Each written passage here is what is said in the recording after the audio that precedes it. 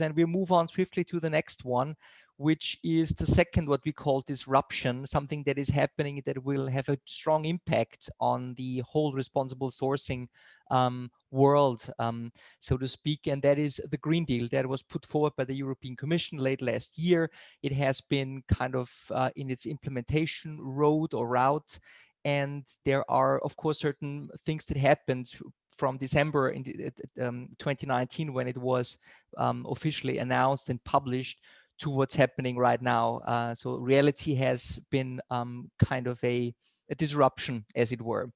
And this one is the Green Deal, and how will it increase material demand, impact on responsible sourcing. The Green Deal, as you all know, has important aspects of growth, sustainability, socioeconomic aspects.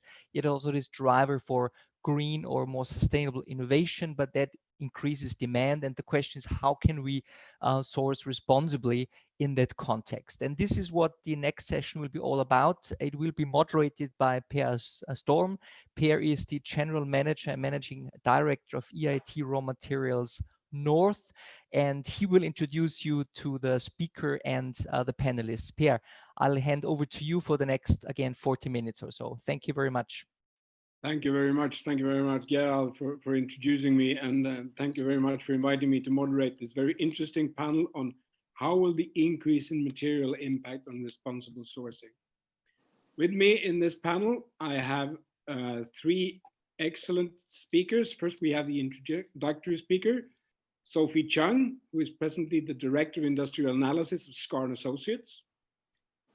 Sophie has an extensive experience in financial valuation, dynamic modeling, and global mine supply costs.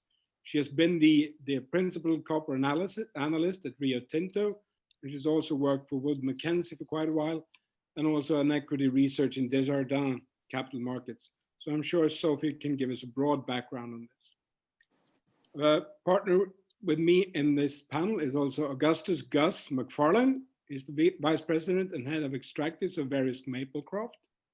And he has an experience in providing advisory services to the mining sector, focused on sustainability, ESG, and mainly above ground risk and opportunities. He's been key activities that he has been carried out is development and actually award-winning sustainability reports in both micro and macro levels, and also field work in South America, Australia, Asia, and most parts of Africa. Although Sophie, which I didn't mention, has a background in geology and physics.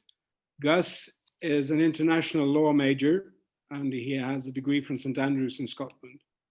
With me also is Masuma Farooki, who is the consulting director of MineHutte and is a development economist and has worked with a lot of commodity-related issues in developing and advanced resource-rich countries.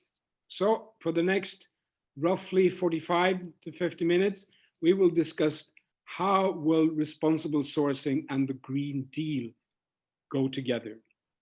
Is there a gap between the tonnages demanded for the Green Deal and the demand for responsible sourcing and to be ESG friendly in mining? And how can we look at the supply and who will pay for the costs of getting this demand, getting these tonnages more environmentally sustainable in the long run?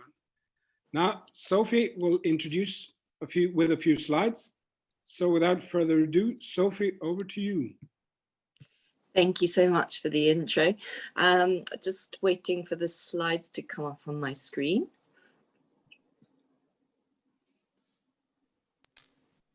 Okay. Okay, brilliant. Thank you.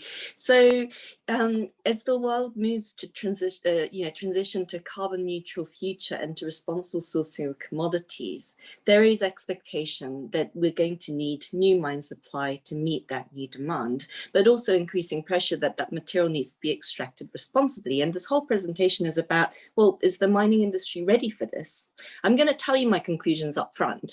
First, the answer is that the mining industry is actually very open to addressing this, but the reality is that not all companies are the same, and they don't all have the resources to make the transition. And that facing limited supply, not only do we need to discipline the supply, but also the demand side of the equation, to ensure that the material is most efficiently used.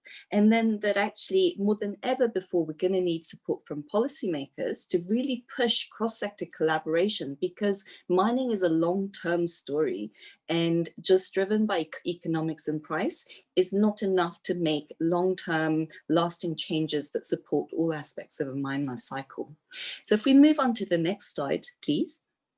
So it's a quick review of where is the demand for ESG coming from. And on the chart to the left, we've got Google search trends and indexed at 100, which is the highest search frequency since 2004.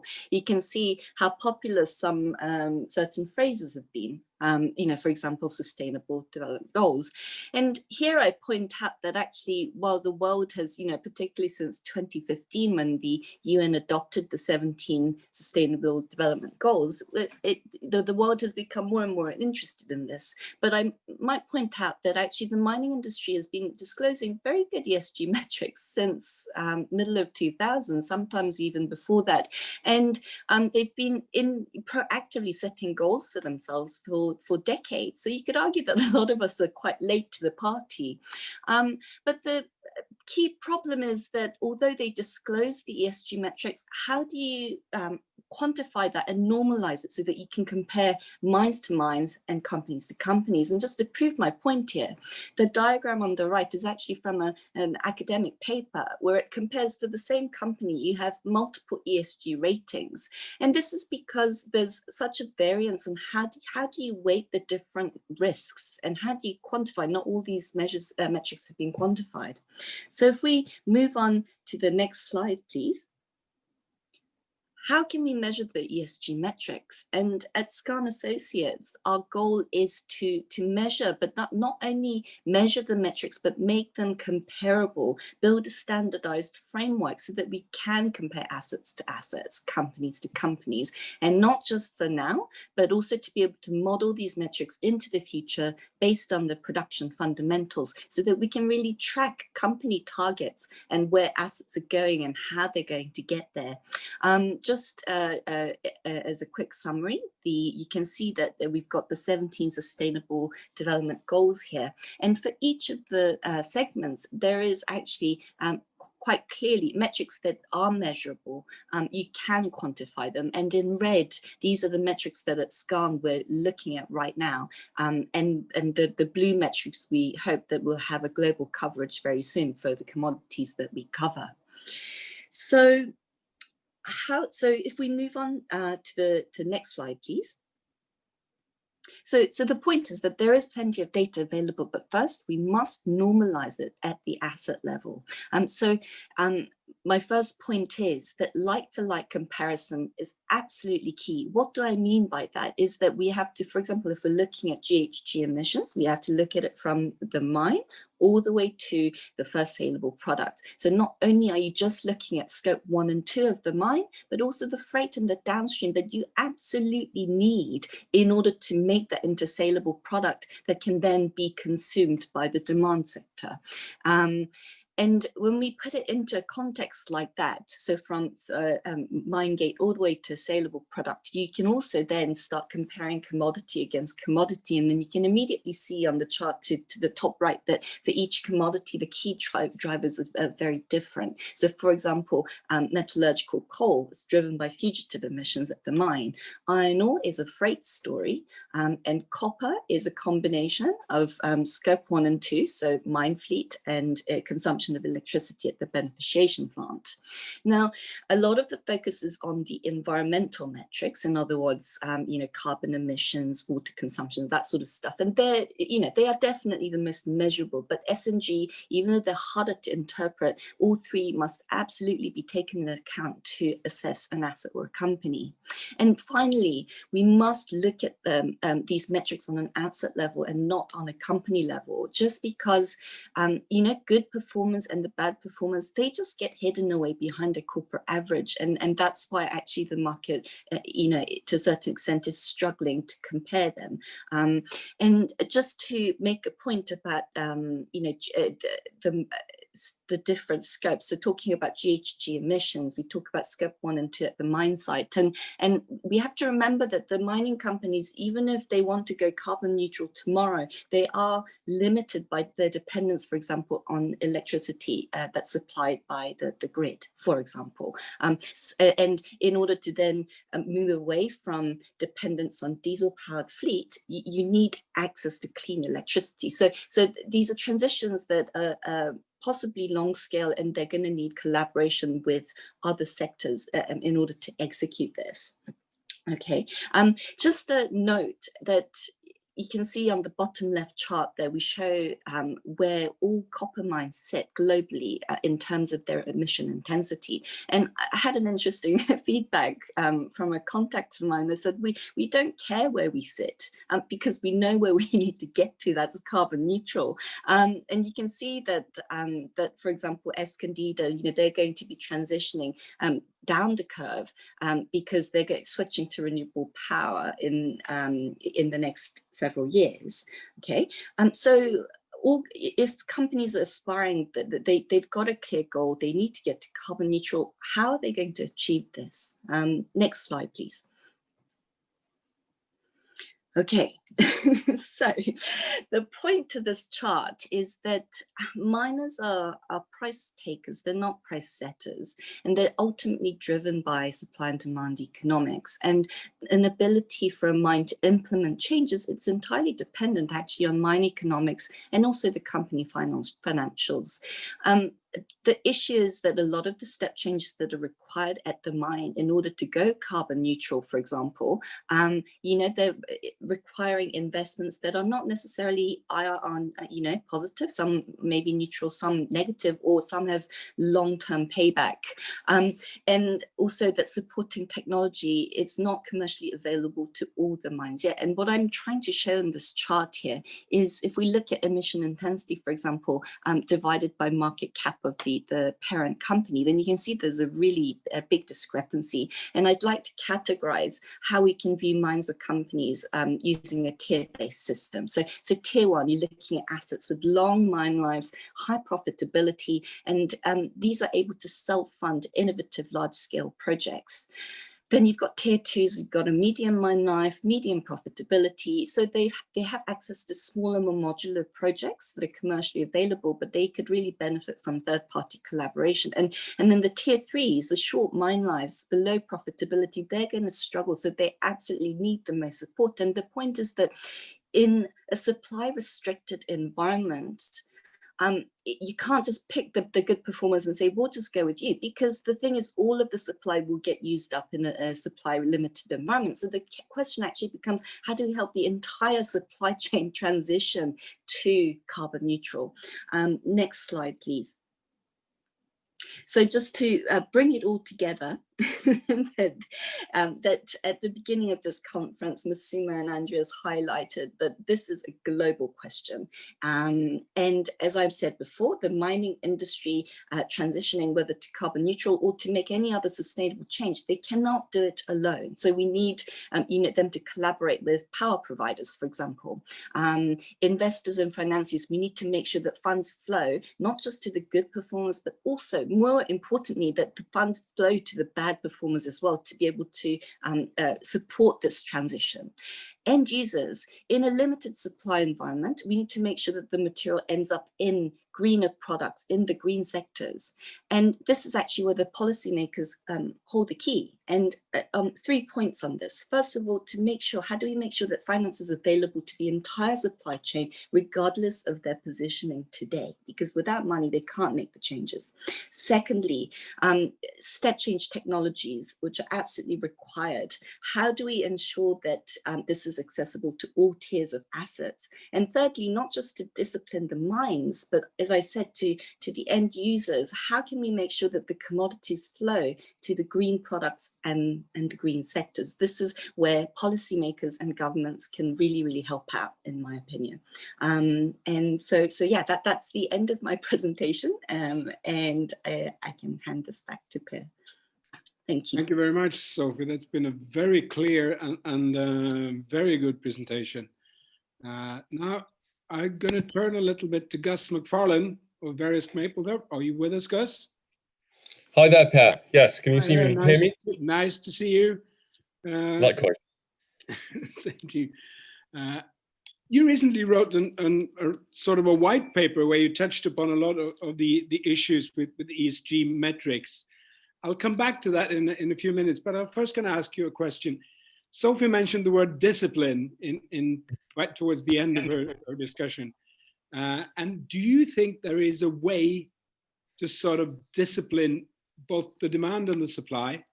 And from a financial perspective, do you think that the investments end up being impacted by ESG standards? Sure, thanks, Per. I think the short answer is yes. And I think you can really look at these from three different directions. One of them is investor pressure, which Sophie's touched upon. I'll dig down into that a little bit. And the other one is also from downstream pressure, or pressure flowing from downstream actors in the supply chain back up to the miners. And then the third one is obviously going to be in the policy area, which we'll probably touch on a bit later in the session. But first of all, just to talk about the role of ESG investors. It's well known that ESG investment has really taken off, but for the mining sector, scrutiny has really been turbocharged by the Brumadinho dam collapse disaster, and also the destruction of the Juukan Gorge caves in the Pilbara in Australia. And it's really seen investors flex their muscles with respect to the sector, whether in terms of pressurizing for the exit of senior executives of responsible companies, or the development of very strong new disclosure and transparency standards like management standards like the global tailing standards. But the real question is are investors applying the right kind of pressure that's going to feed through and result in responsible mineral supply chains?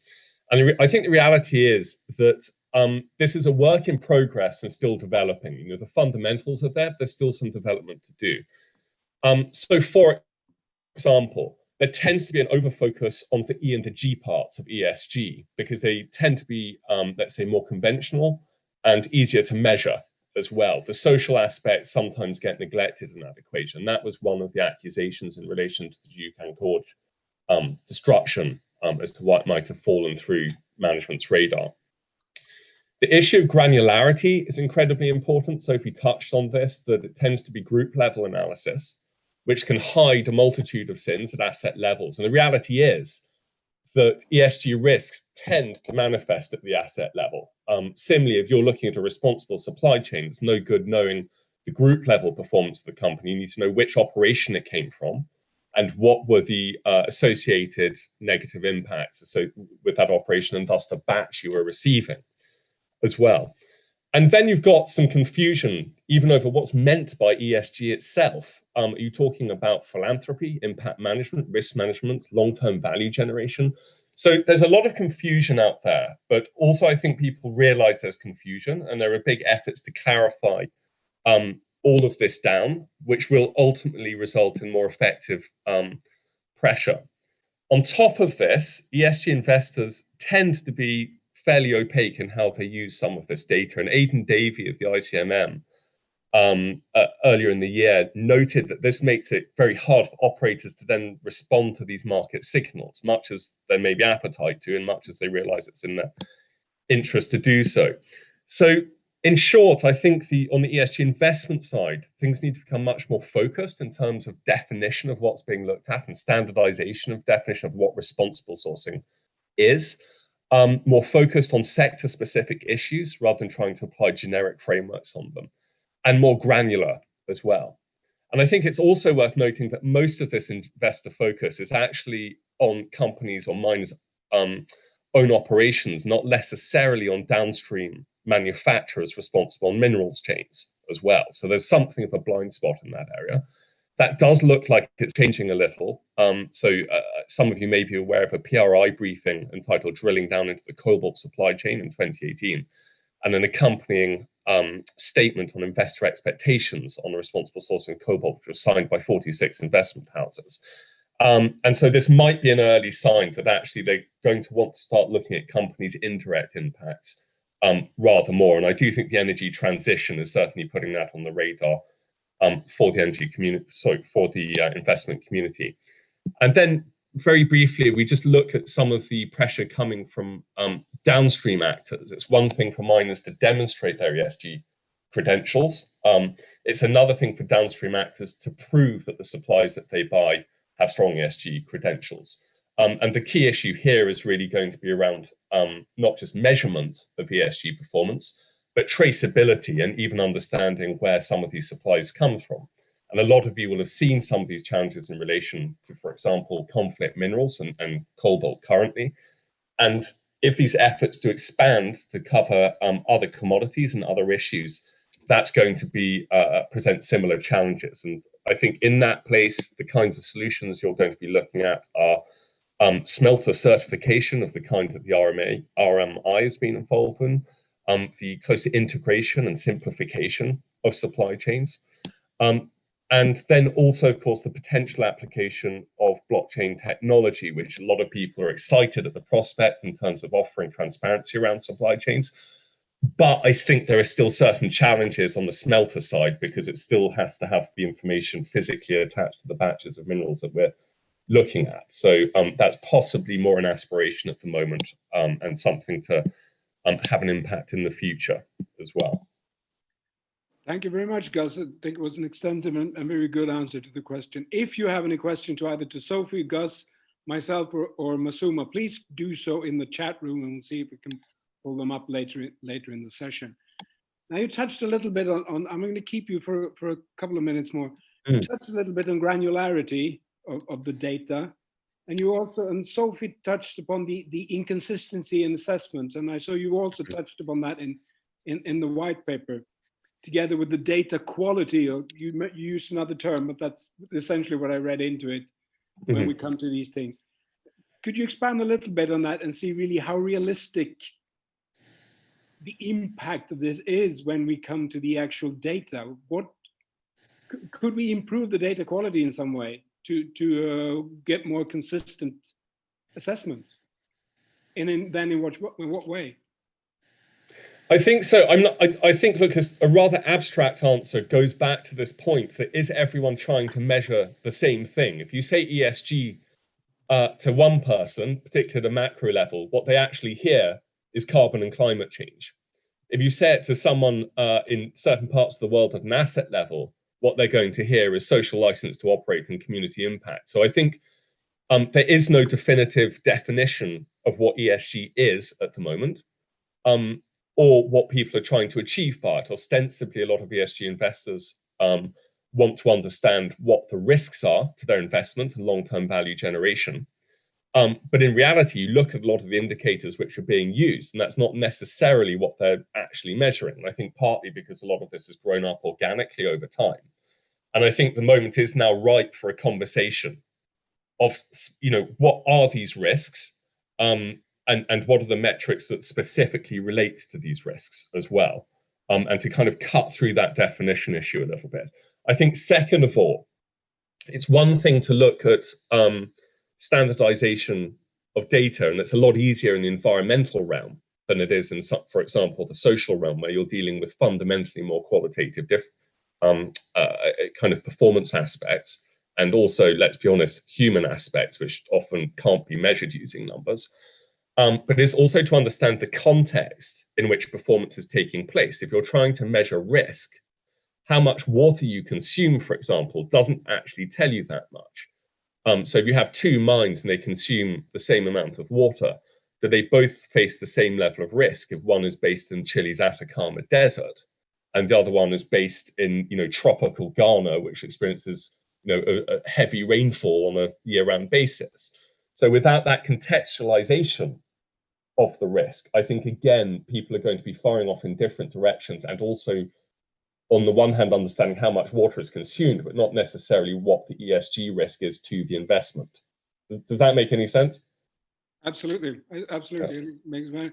And I think I'm going to turn now to Sophie a little bit and actually try to build on what you said. I'm not really sure I'm going to get this entirely consistent, but anyhow, if we look at you said also that, you touched upon that earlier, if you look at the entire value chain, Sophie, do you think that coming back to the idea of disciplining the market here, do you think there are options to discipline the demand side, making sure that you feed in the demand to the right supply, so to say? Yeah, absolutely. And I'd like to just, really clarify that this isn't to say that the supply doesn't need discipline, it does.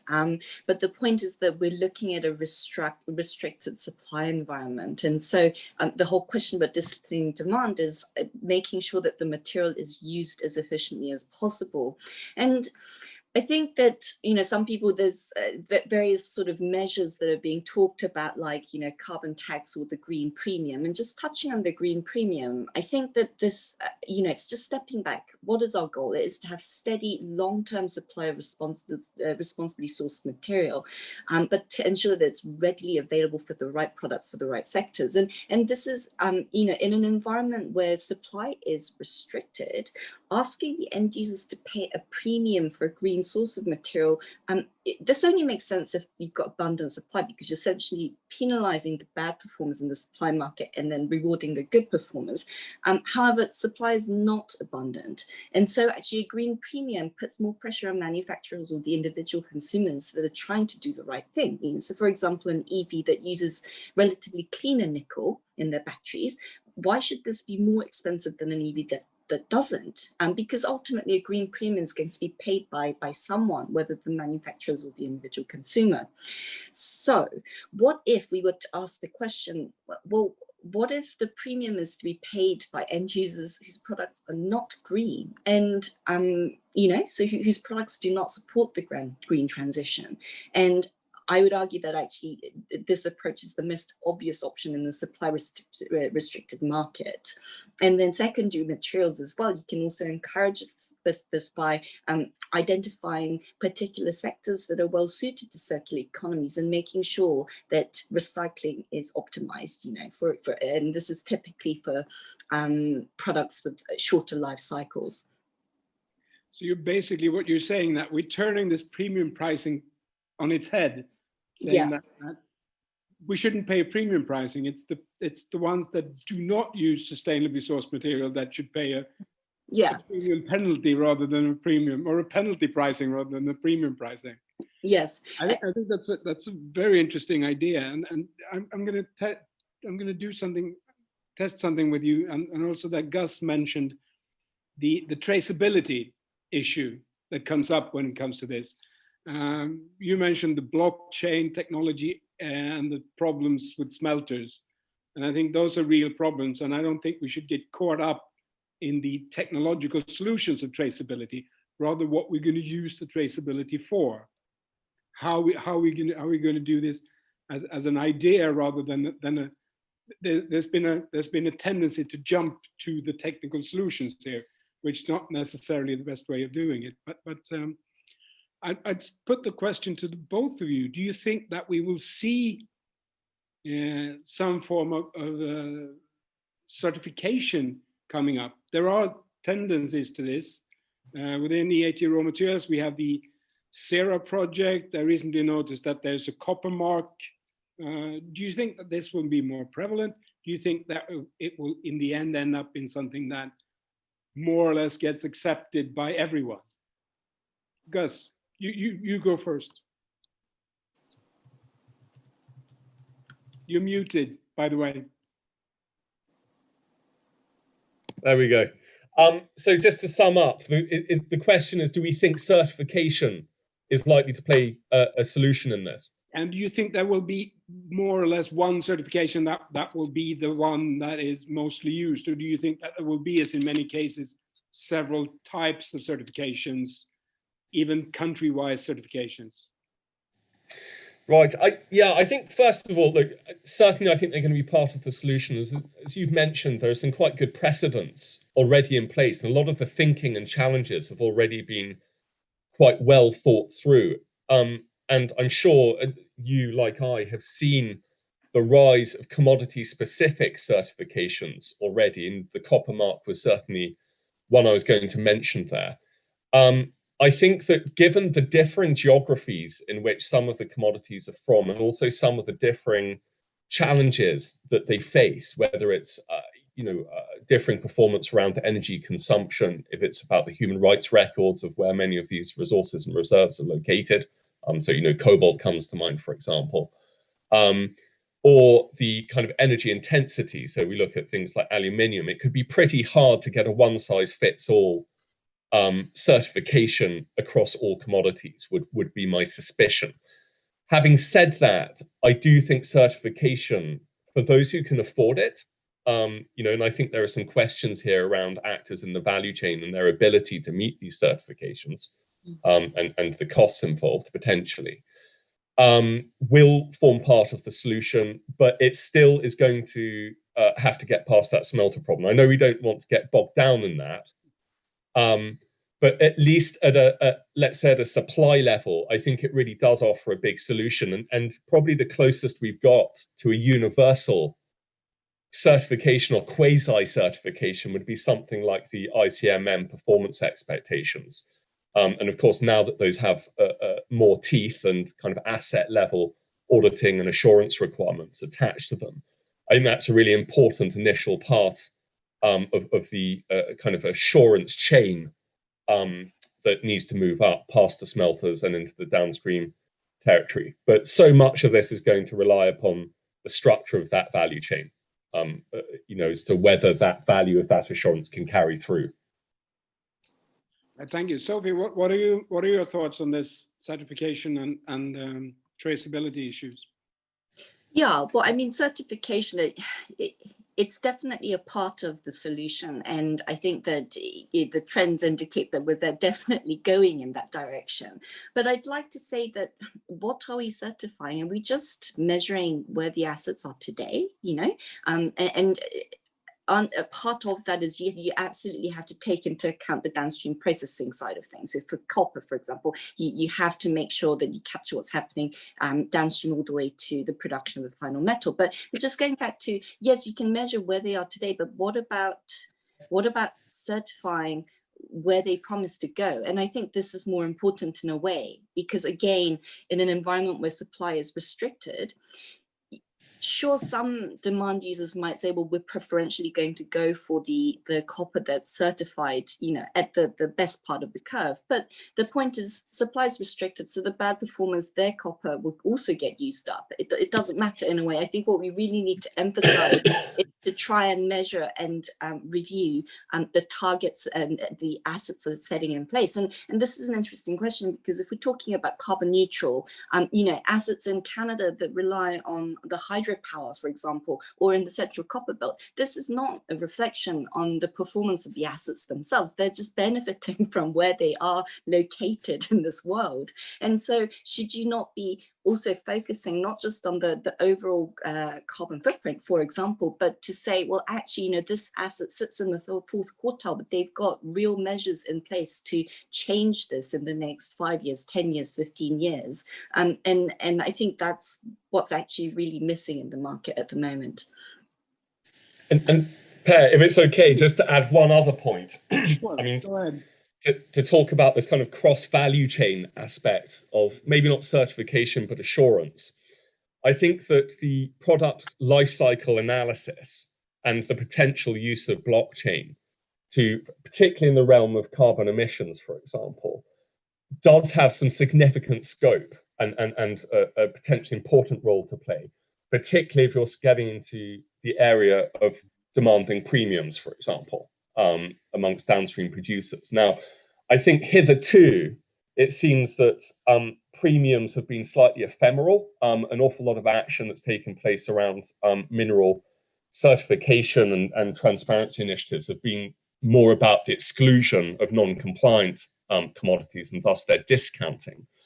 But I think what could be a game changer would be the discussions around the carbon import tax, for example, where if you can measure the cross life cycle carbon of individual commodities, that could really turbocharge the demand of the offering of premiums, because there's a very hard, easy to measure economic reason for doing so. So I'm going to be very interested to see how that develops out. Or as Sophie indicates, it might be a way to introduce a penalty, or that will be a penalty in itself. That gives me a very good way to bridge over to Masuma. Now, just the other week, the European Union launched something called the European Raw Materials Alliance, which will be operated by EIT Raw Materials, by the way. But that is a way of really getting to more resilience in European supply chains, but also to facilitate and push forward the Green Deal ideas. Do you think we are too Masuma in this case? Do you think we are too Eurocentric in this, or too Western-centric? Should we be more open to African and Chinese agencies, for example, when they drive their sustainability agenda? Please, Masuma, how do you look at these questions? I think sort of based in Europe, and where the Europeans have to some extent taken a lead on responsible sourcing based ideas, we forget that as a mining region, there are more experienced mining regions out there. So the way the Africans deal with the mining sector, the way the Latin Americans deal with it, there's a whole host of experience and sustainability that is organic to these regions. So the Chinese have a sustainable policy, the Africans are developing it, and the Latin Americans are developing it. And sometimes my issue is that we seem to be doing top down, lead firm down to the African mine. And are we incorporating ideas that come from those regions themselves who have greater experience in this? And I think sometimes that balance is not well maintained. Do we consult? Yes. But do we take ideas from these regions and incorporate them into European ideas? I think that is not as clear-cut, and it's something that we need to address. It's the idea of doing this together means bringing those concepts which are from other regions and other experiences to be part of how we are sustainably investing and mining. That was very succinct and to the point. I very much agree with you. Let's see, do we have a few questions from the floor? Yes, if I may, I saw I was checking the chat a little bit. I think there was one question that Alejandro Gonzalez brought forward that a few people would be interested to hear sort of a reflection from the panel. So if I may, I quickly sort of read that out. You know, there's more and more evidence that mitigating environmental impacts and reaching the SDGs cannot be achieved without reducing the total amount of raw materials and energy that go into the production and consumption. So an infinite economic growth in a finite world is very problematic. So could you maybe, and the panelists, have a talk about efforts to reduce mining and energy use in terms of this, growth debate? Could you maybe have a reflection on that? Because there were two other or three other people who wanted to either said this is a very good question, wanted to hear the answer from the panel. I'll hand the floor over to Sophie to begin with.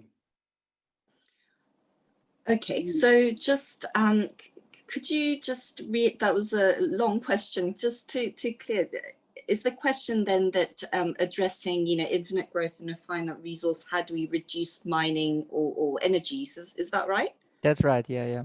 Okay, so it's actually pretty simple. The miners are price takers, they're not price setters. And this hype over commodities, this was a very new thing when I started out my career in 2007. This was the peak of the peak of the peak, and the stock market was going insane, and money flowing into mining stocks where we're watching this going, why is that share price doubling?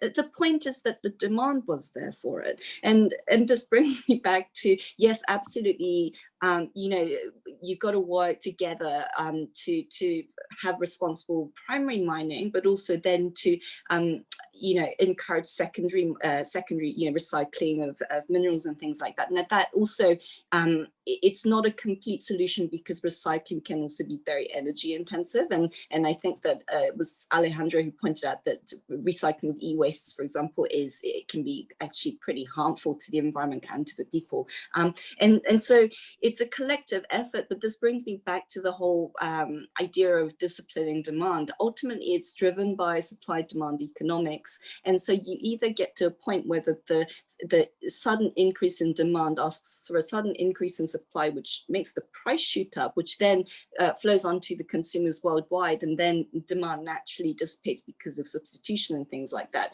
Or can you be more proactive and not wait until that, and try, through policies and regulations, really focus where material needs to go? And I think this is a really important point, is that the answer is absolutely not to go out there and build loads of new mines. Absolutely not, because in order to do that, justify that, we would have to make sure that the new mining that comes into place is environmentally friendly and socially responsible. And we're not there yet. So we need to really focus on addressing the current mining infrastructure, and really strongly related to this is the availability of clean energy, which actually the mining companies don't have a lot of control over. So I hope that answers some of the questions. It's a really interesting question. Yes. What's your take on this? A short answer, please. And again, you're muted. That's for me, huh? So the short answer is I agree with Sophie. I think that there's almost a philosophical aspect to this. There's an old cliche in the mining sector that if it's not grown, it's mined. In that, it's a necessary activity, frankly, for modern industrial living. And I do think ultimately, notwithstanding recycling, for example, we are going to need metal, we are going to need building materials for as long as we want to carry on living the way that we live. Now, that's a bit of a brick wall of an answer, and I think maybe there are some more interesting discussions to be had around net impacts. So take the EU Green Deal, that assuming we want to carry on living the way that we want to live, if mining additional nickel, additional cobalt, additional aluminium is on the one hand going to produce more carbon emissions, but on the other hand result in a net decrease in carbon emissions, perhaps that's a price that societally that we're willing to pay. It's forward movement whilst allowing us to maintain our way of life.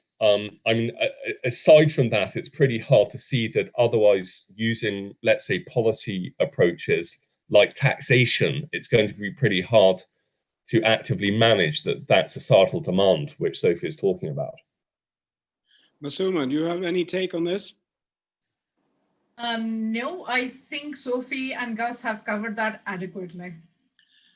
Gerald, I'll open for one more question from the floor, and then we will actually wrap up this session.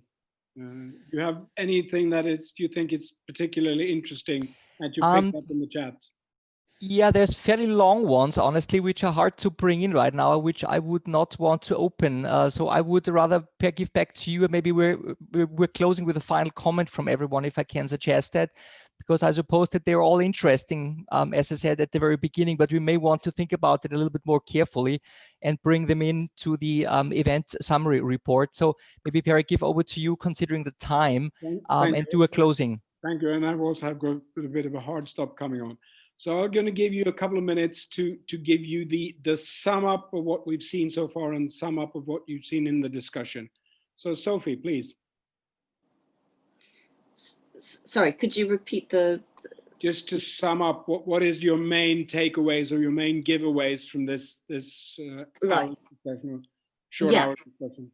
Yeah, okay, so to try and keep it short, the key absolutely is, I think, as I mentioned, the policy makers and the governments I think, really do hold the key to influencing how we make this transition most efficiently. And the thing I really want to elaborate again is going back to my message about how not all mines are the same. There are different tiers to consider, and we need to support the entire supply chain in a restricted supply environment, and really emphasize that it shouldn't be about measuring where the mines are today, but also where will they go in 10 years? Do they have concrete plans in place? And if not, we need to help them make those concrete plans. I think that's my biggest message for today. Thank you. Gus? Mine is one of optimism, I have to say. I've been in this field for quite a long time. And when I first started, I was pretty used to being the kind of beardy weirdy in the room who was wheeled out when something had to be mentioned to do with communities or environment, and was very much on the sidelines. And what's really become apparent to me over the last probably 3 years in particular is how mainstream these issues have got.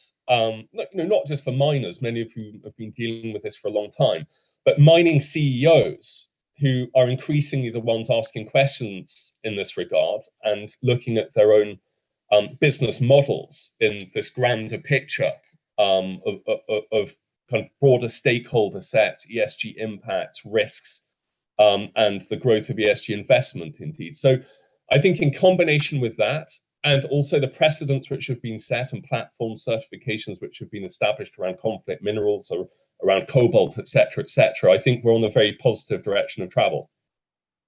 That sounds like a very nice idea. Masuma, a few final words. I would agree with Gus. I think there's a lot of positivity. There are concerns, but my only concern is, while demand has been talked about a lot, we demand that you do this and we demand this needs to happen. I think we need to understand the intricacies of the mining sector and the technical and the business intricacies, and also support how that supply is going to come online, instead of just doing it a little bit more one-sided of saying, we demand that you do all of this. So a big carrot and a small stick. Gerald, we end on a positive note, and I hand this back to you. And thank you everybody for listening, and thank you to Sophie and Gus and Masuma for very interesting discussions. And to all of you, have a very nice weekend. Thank you all.